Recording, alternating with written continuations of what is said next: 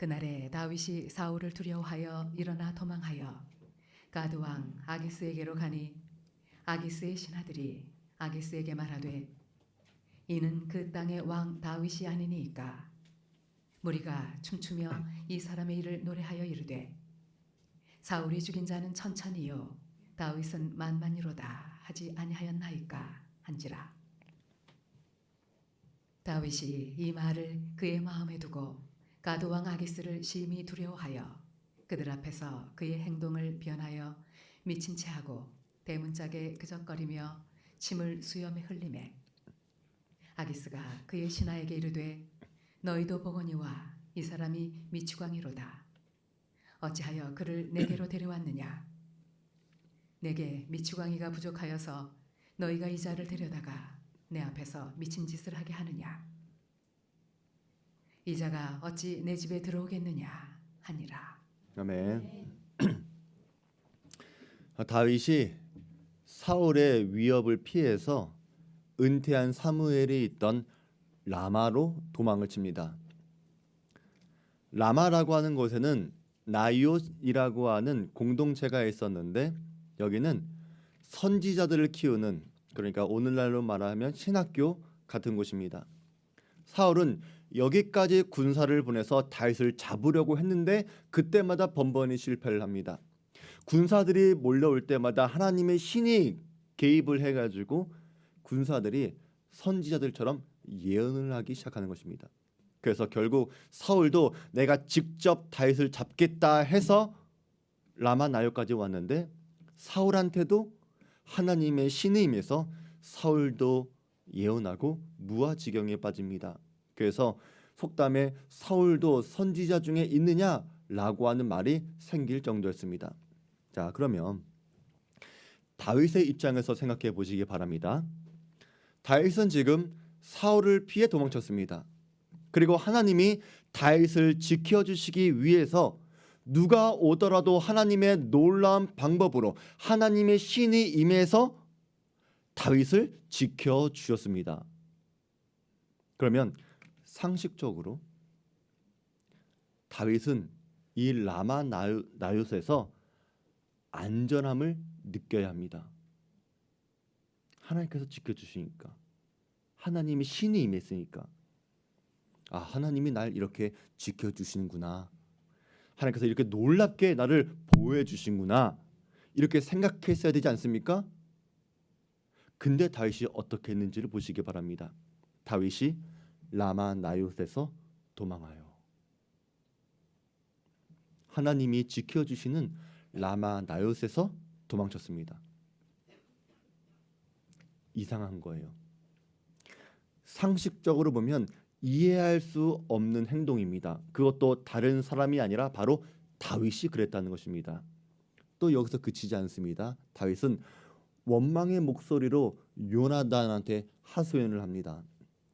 내가 무엇을 하였으며 내 죄악이 무엇이며 내 아버지 앞에서 내 죄가 무엇이기에 그가 내 생명을 찾느냐. 자, 여러분, 여기서 여러분이 봐야 할 게 뭐냐면 다윗이 얼마나 억울한지, 다윗이 얼마나 상처받았는지, 다윗이 얼마나 힘든지 여러분 그걸 보는 게 아닙니다. 여기서 여러분이 봐야 할 것은 다윗이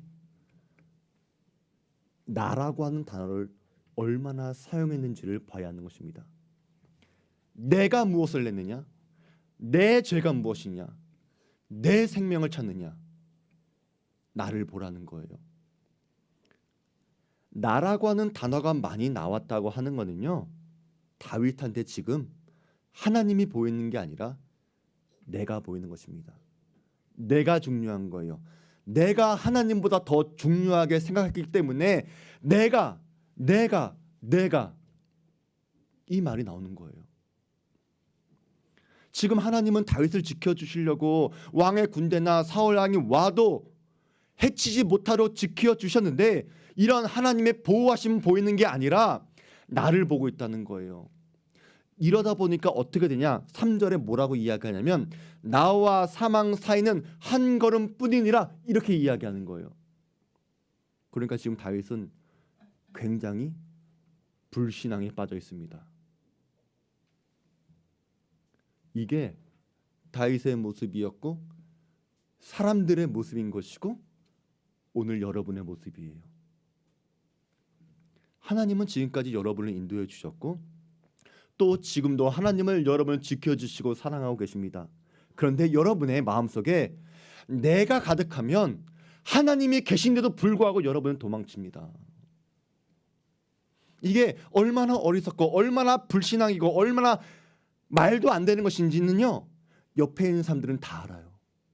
옆에 있는 사람은 다 안다는 거예요. 다윗이 틀렸다는 거 다 보입니다. 누가 봐도 다윗이 잘못 선택한 거잖아요. 근데 정작 본인은 이것을 깨닫지 못한다는 거예요. 그게 우리의 인간의 한계이고 아픔이고 우리의 슬픔인 거예요. 우리가 얼마 전에 그런 찬양했잖아요. 가시나무새. 내 속에 내가 너무나 많으면 하나님이 쉴 곳이 없어진대요. 하나님이 내 인생의 내 마음의 주인의 자리에 계셔야 되는데 하나님도 우리를 지금도 그렇게 하길 원하시는데 우리를 지켜주시고 우리를 인도해 주시는데 내가 무서우니까, 내가 억울하니까, 내가 슬프니까, 내가 우울하니까, 내가 불안하니까, 내가 만족하지 못하니까 하나님이 보이지 않는다는 거예요.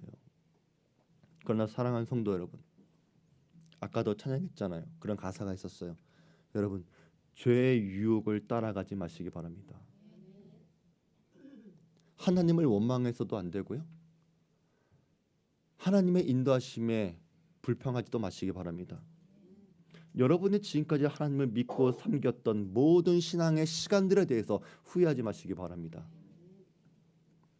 여러분들에게 두려움을 주고 여러분이 분노하게 만드는 것은 하나님의 인도하심 때문이 아니라 여러분이 스스로를 하나님보다 더 중요하게 생각해서 그렇게 된 것입니다.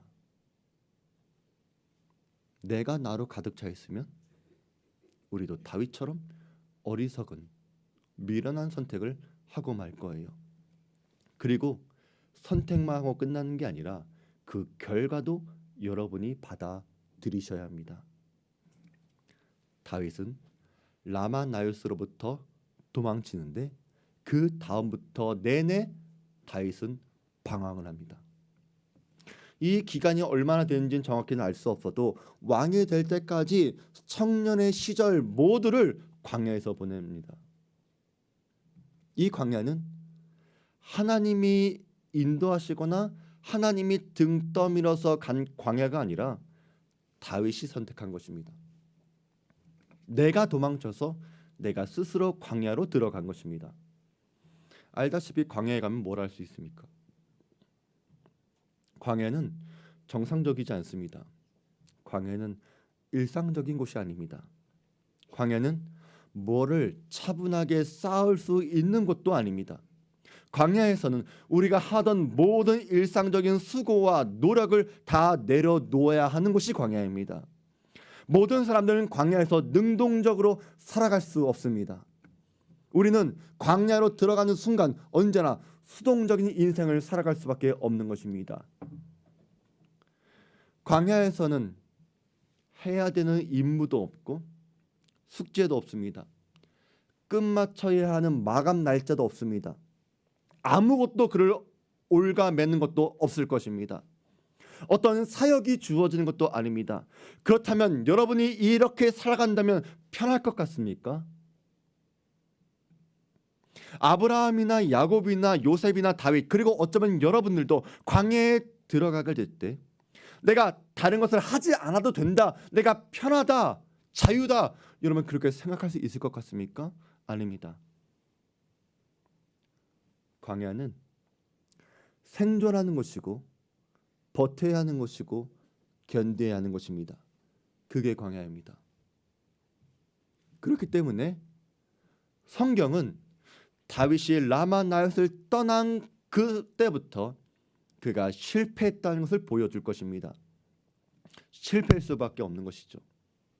하나님이 지켜주시는 라마나요스를 내 마음대로 떠나갔기 때문에. 자, 하나님이 보호해 주시는 라마나요스를 도망갔습니다. 그럼 어디로 도망갔을 것 같아요? 놀랍게도 블레셋이었습니다. 그날에 다윗이 사울을 두려워하여 일어나 도망하여 가드 왕 아기스에게로 가니, 이건요 상상도 할 수 없는 일이고 충격적인 일이고 비극적인 일입니다.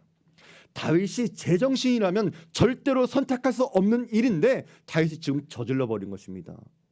아니 어떻게 블레셋으로 도망갑니까? 이스라엘의 원수였고 하나님을 모욕했고 하나님 할례 받지도 않는 그 골리앗의 나라인 블리앗으로 도망가야겠다라고 생각하는 게 정상입니까? 근데 그게 광야라는 것입니다. 광야기 때문에 이런 선택을 했다는 것입니다. 절대로 정상적이고 일상적인 환경, 상식적인 환경에서 일어날 수 없는 일들이 벌어지는 곳, 그게 바로 광야입니다. 다윗이 블레셋을 갔다고 하는 것은 그가 라마나옅을 떠날 때부터 예견되어진 실패였습니다. 그런데 다윗은 왜 라마나옅을 떠나갔을까? 물론 하나님보다 내가 중요하기 때문에 떠난 것이죠. 내가 살려고. 근데 구체적으로 보면 무엇 때문에 도망갔을까? 그것은 바로 다윗이 사울을 두려워했기 때문에 그렇습니다. 하나님을 신뢰했더라면 안전한 라마나옅에 머물 수 있는데 하나님을 끝까지 신뢰하지 못했고 끝까지 믿지 못했고 하나님의 보호하심을 의지하는 것이 아니라 사울이 더 크게 보였습니다. 사울이 더 무섭게 느꼈습니다. 그래서 도망쳤습니다.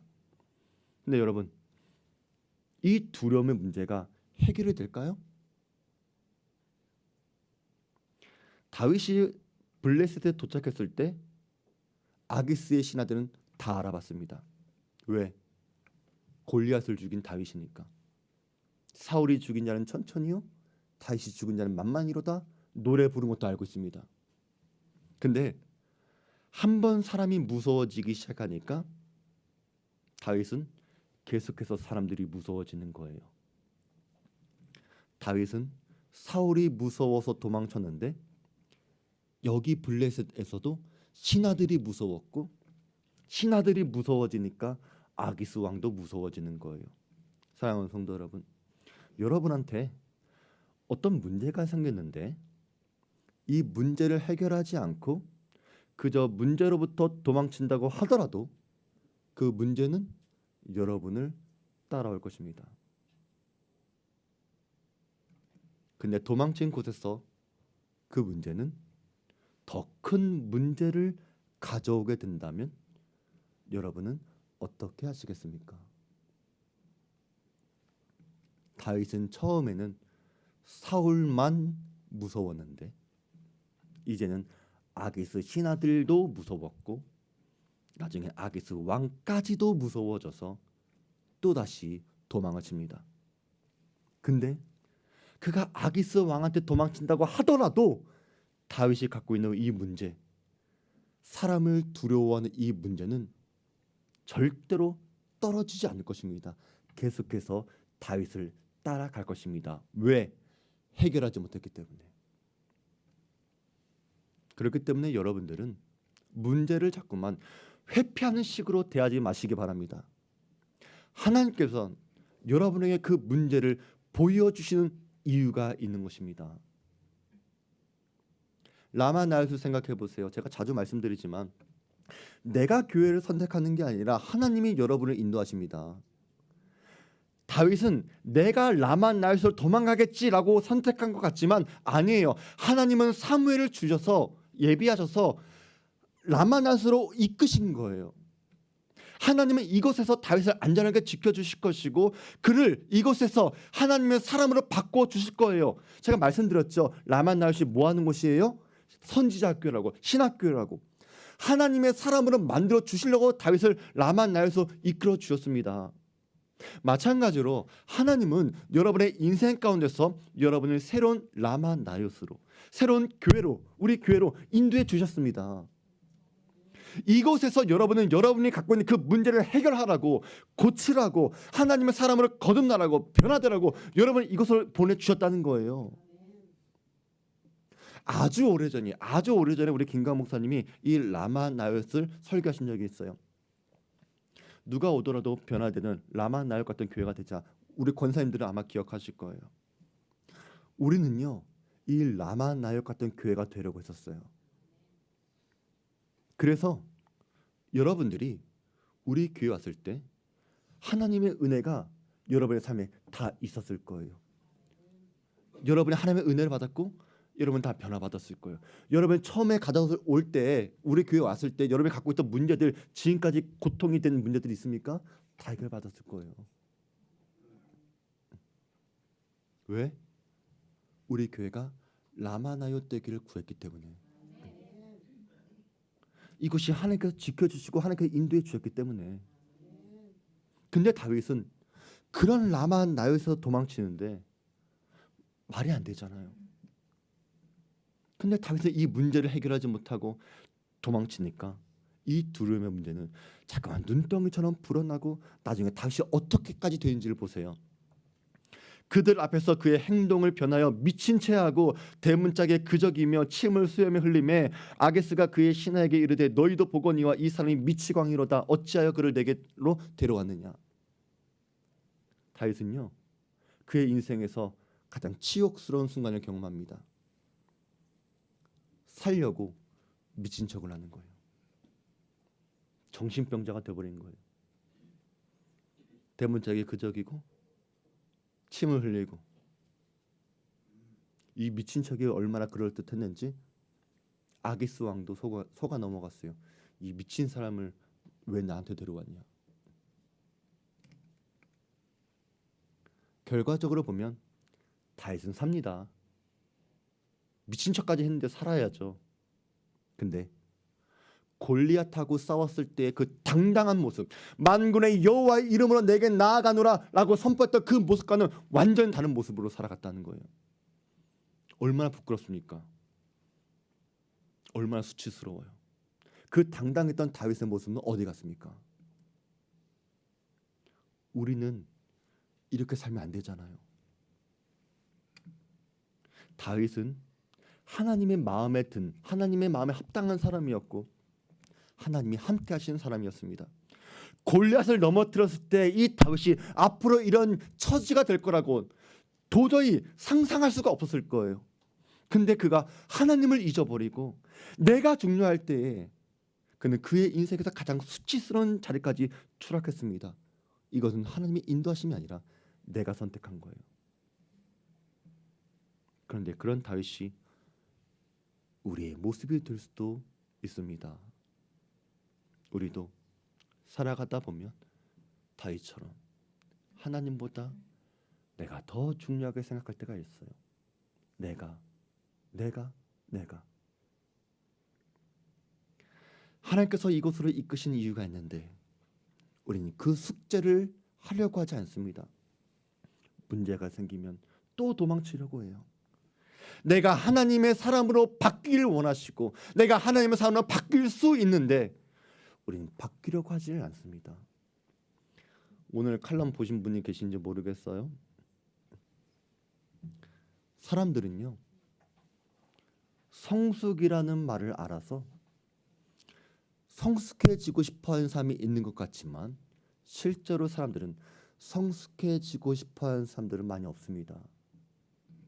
왜냐하면 성숙이라고 하는 것은 내가 스스로 일어나고 내가 스스로 결단하고 그 스스로에 대한 결과에 대한 책임을 질 수 있는 것이 성숙인데 사람들이 그게 싫어서 그래요. 그래서 의존하려고 하죠. 하나님을 의지한다고 하는 이 말을 자꾸만 오해하는 것 같아요. 사람들은 하나님의 뜻을 구하는 삶을 살아가는 게 아니라 하나님께서 다 해달라고, 난 가만히 있겠다고, 난 가만히 있어도 하나님께서 날 변화시켜달라고. 여러분, 그렇게 신앙생활하는 건요, 성숙한 신앙생활하는 거 아닙니다. 내가 바뀔 생각도 없고 내가 바뀌지 않는데 어떻게 하나님께서 여러분을 바꿔주시기를 기대합니까? 성숙한 신앙일이라면 그렇게 생각할 수 없는 것이죠. 근데 은혜가 풍성하신 하나님은 그런 우리를 버리시지 않고 끝까지 우리를 바꿔주시려고 하는 좋으신 하나님이시란 거예요.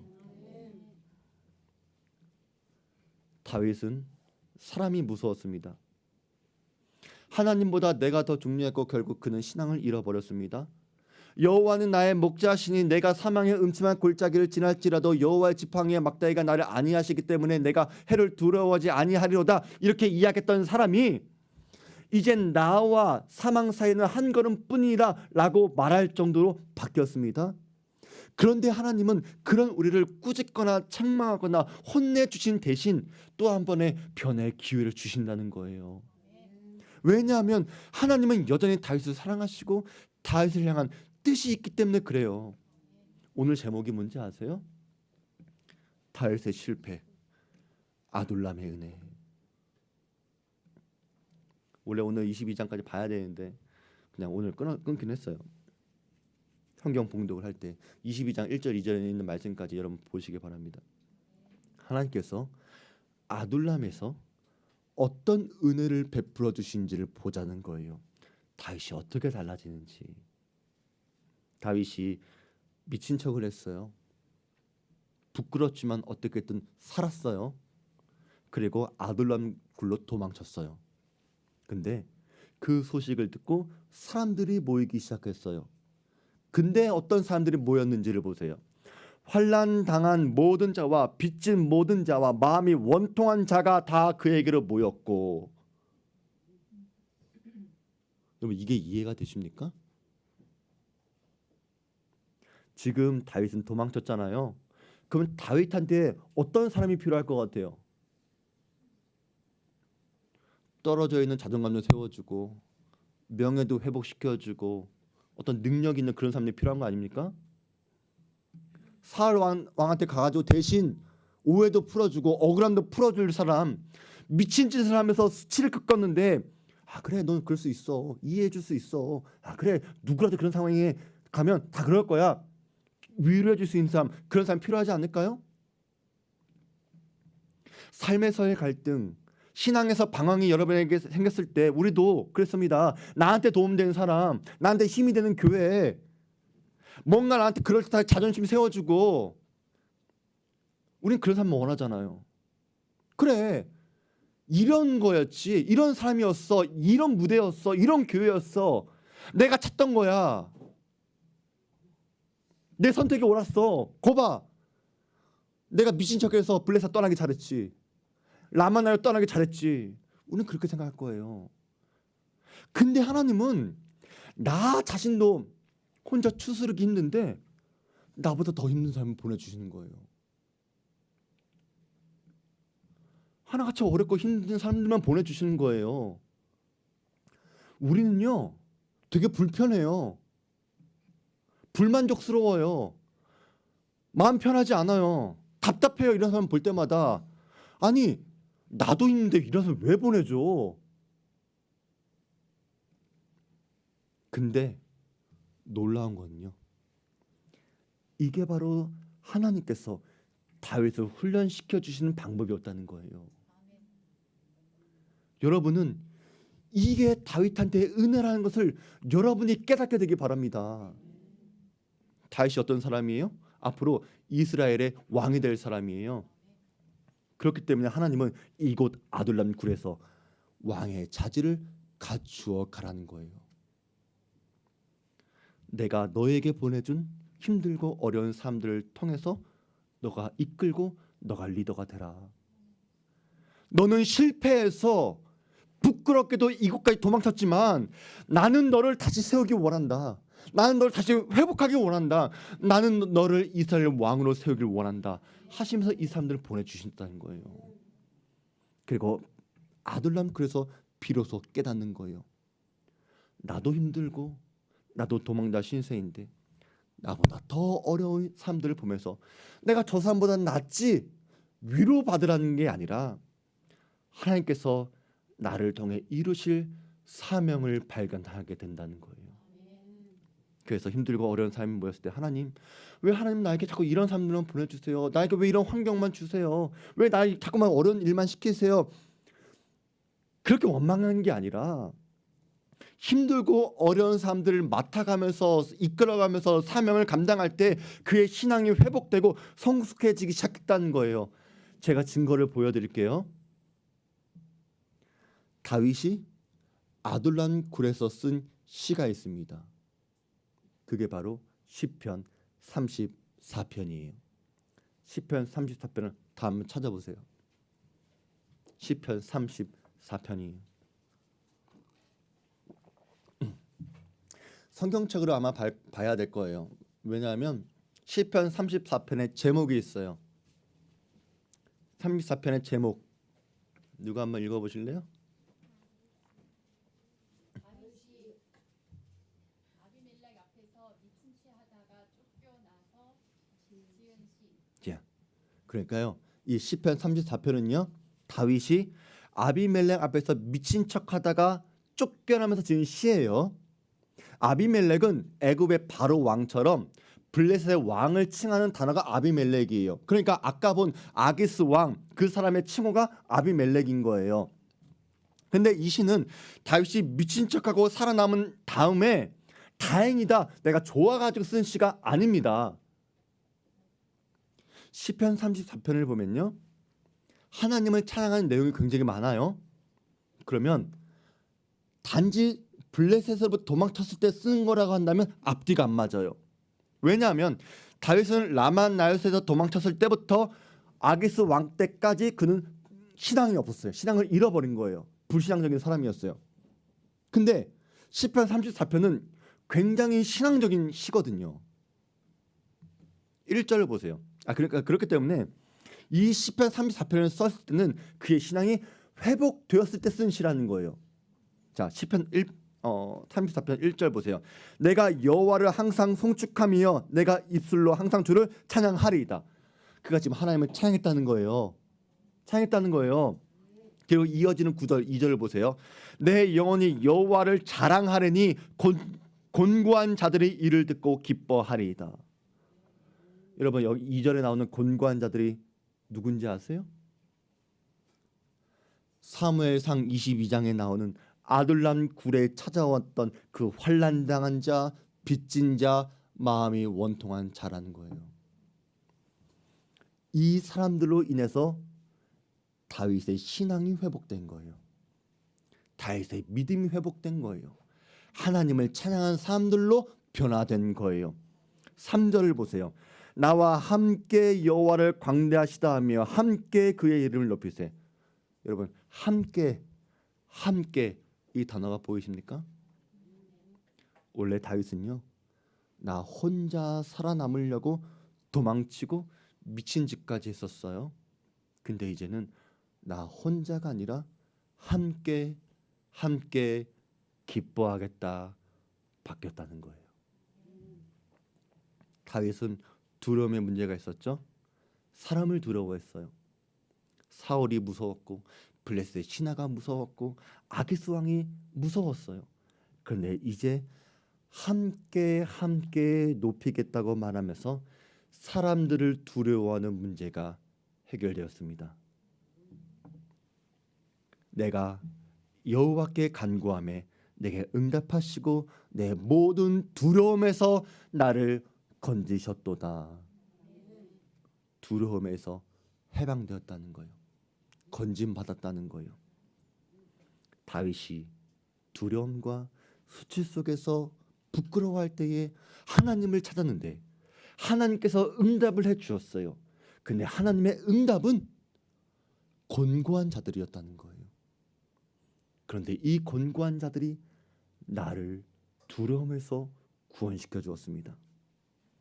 아둘람 굴에서 하나님의 뜻을 발견하고 하나님의 사명을 발견하고 나의 역할을 깨달았을 때 비로소 진짜 두려움의 문제에서 해결받았다는 거예요. 이제 다윗은 사울을 두려워하지 않습니다. 아기스 왕을 두려워하지 않습니다. 누구도 두려워하지 않습니다. 왜? 내가 하나님을 다시 찾았기 때문에. 그래서 아둘람에 모인 가난하고 어렵고 원통한 사람들이 그 사람들을 봐도 하나도 저 사람들이 부끄러워 보이지가 않아요. 5절 말씀. 그들이 주를 악망하고 광채를 내었으니 그들의 얼굴은 부끄럽지 아니하리로다. 사랑하는 성도 여러분들, 저는 여러분들이 우리 서로의 모습을 볼 때 자랑스럽게 보여지길 바랍니다. 아까 우리 선교사님도 말씀하셨고 다른 사람들 그래요. 우리 교회는요, 우리가 알고 있는 것보다 더 자랑스러운 교회와 성도들입니다. 여러분이 하나님을 사랑하고 하나님을 앙망하는 것, 우리가 그 스스로를 알지 못하지만 다른 사람들은 우리를 볼 때 저 사람은 하나님을 사랑하고 있어, 이게 보여진다는 거예요. 여러분들 얼굴은 부끄러운 얼굴이 아닙니다. 비록 우리가 환난당하고 곤고하고 빚지고 원통해도 여러분의 얼굴을 부끄러워하지 마시기 바랍니다. 다윗의 찬송은 8절에서 절정을 달합니다. 너희는 여호와의 선하심을 맛보아 알지어다. 그에게 피하는 자는 복이 있도다. 다윗은 머리로 알던 하나님의 선하심, 좋으신 하나님, 인자하신 하나님을 이제는 가슴으로 삶으로 경험했습니다. 그래서 맛보아 알지어다 라고 말하는 거예요. 다윗은 내가 혼자인 줄 알았습니다. 그래서 내가 나 자신을 혼자 지키려고 하다 보니까 어리석은 선택, 미친 짓까지 했지만 아둘람에서 하나님이 보내주신 사람들과 함께 하나님을 경험하기 시작했습니다. 그래서 우리는 그저 어디를 왔다 갔다 하냐, 내가 어디에 있느냐, 이것보다 중요한 게 있는데 하나님이 이끄시는 곳에서 하나님을 경험하는 삶을 살아가셔야 하는 것입니다. 하나님을 맛보아 아시길 바랍니다. 다윗은 우리 주안교회 성도들에게 이렇게 권면을 합니다. 너희 성도들아, 여호와를 경외하라. 저를 경외하는 자에게는 부족함이 없도다. 사랑하는 성도 여러분들, 저는 이 아둘람 굴에서 우리 주안교회와 성도들을 보게 됩니다. 우리는 힘 있고 능력 있고 똑똑한 사람이 오면 좋겠다 생각합니다. 왜? 내가 힘드니까, 내가 부족하니까, 우리 교회가 빨리 부흥되었으면 좋겠으니까. 근데 하나님은 여전히 환난당하고 빚지고 원통한 사람들을 보내주십니다. 그런데 그게 교회예요. 아둘람의 굴이 그 교회예요. 근데 우리는 그 사람들 때문에 우리가 살아나는 거예요. 근데 우리는 자꾸만 내가 다윗이었다는 것을 자꾸만 잊어버린 것 같아요.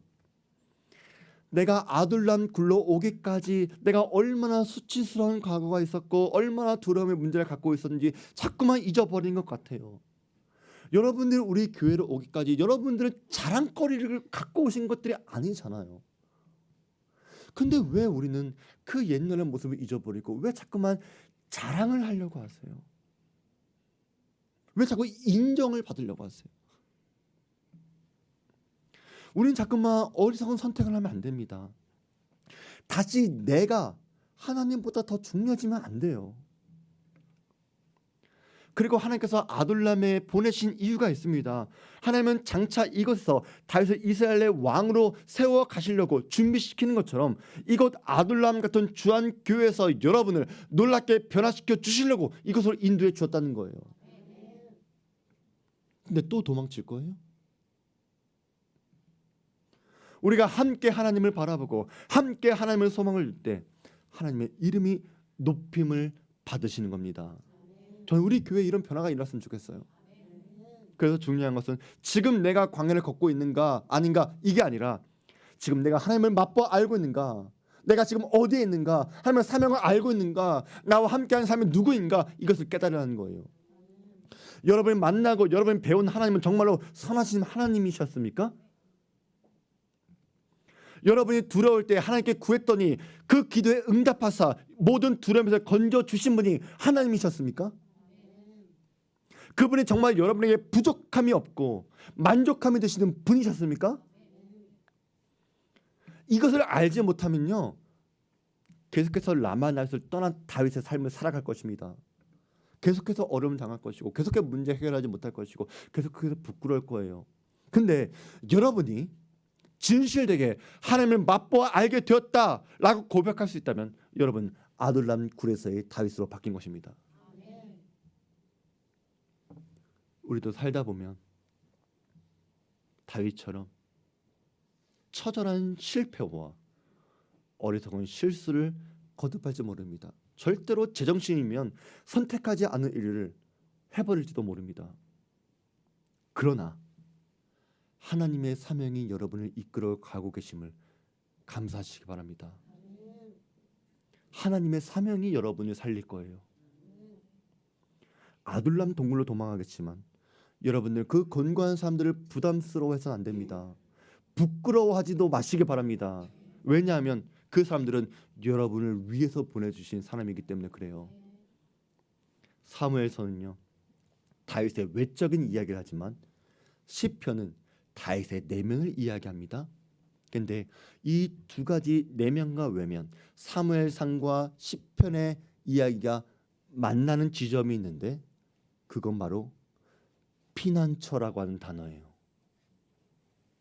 광야는 아무 도움도 없이 모든 위험에 노출되어 살아가야 하는 곳입니다. 그렇기 때문에 피난처가 필요한 거예요. 그런데 다윗이 처음에 찾았던 피난처가 어디예요? 블레셋의 아기스 왕이었어요. 이 피난처는 너무나 잘못된 선택, 어리석은 선택이었습니다. 다윗은 내가 피할 곳이 하나님이심을 깨달았을 때 그가 구원을 받은 것입니다. 그래서 여러분이 배워야 할거든요. 하나님이 여러분의 피난처가 되신다. 이것을 깨닫게 되길 바랍니다. 지금 여러분은 무엇을 찾고 있습니까? 어디를 찾고 있습니까? 어디로 가길 원하십니까? 여러분은 그 선택이 어리석은 선택이 아니라고 확신할 수 있습니까? 또 여러분은 그 선택에 대해서 여러분이 그 선택에 대한 결정에 대한 책임을 질 수 있다고 여러분 감당할 수 있습니까? 어쩌면 하나님보다 사명보다 내가 더 중요하니까 그런 선택을 하는 것은 아니었습니까? 사랑하는 성도 여러분들, 하나님의 사명을 붙드시기 바랍니다. 여러분은 도망쳤을지라도 여러분은 원래 왕으로 부름받았다는 사실을 기억하시기 바랍니다. 그리고 하나님의 사람으로 거듭나시기 바랍니다. 그리고 이곳 아둘람 굴에서 함께 하나님을 경외하시기 바랍니다. 이것이 오늘 우리 주안교회 주시는 하나님의 뜻입니다. 우리 말씀 기억하면서 우리 다 같이 찬양하겠습니다.